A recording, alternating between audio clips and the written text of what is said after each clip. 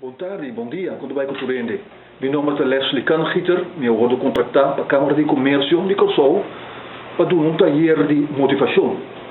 Como motivar o empregado de um bom negócio. Vamos estar motivar de provavelmente de bom mês. Se motivar outro ainda. E sempre nós temos pontos de estresse, isso é normal, tem estresse positivo também.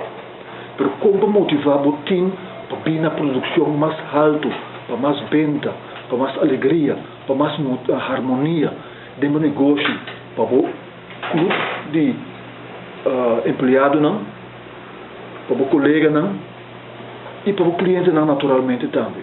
Motivação é o mais importante. Tem que ter aquele ponto prático como fomentar motivação tem bom mês, pois motivação interno, o seu motor ainda te vai motivar. Diferente fator, vamos dizer, quatro fatores não.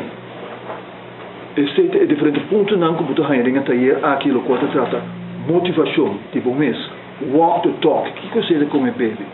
Ponto não prático e aplicável como por aplicar todo dia de bom negócio. Essa é a motivação. Também nós lutamos dia 27 de agosto, próximo 2 da noite, dia 21, 24 e dia 27, comunicação. Nós temos papel, uma vez para vociferar. A ideia nós por papel, mas por comunicar e com diferentes empregados e clientes, tem diferente maneira de acercamento, que tem acercamento mais produtivo, que é trampa de comunicação. Comunicação é um ponto não correndo, não tem que dar outro mal contento por o tempo, coisa que visa, ou é maneira como visa, ou como não visa. Comunicação, algum ponto não prático, o bom é de ter aqui, como por aplicar e ganhar seu benefício ao instante.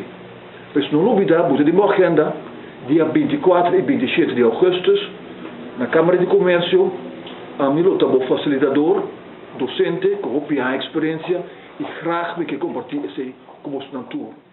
Bel e inscrevi.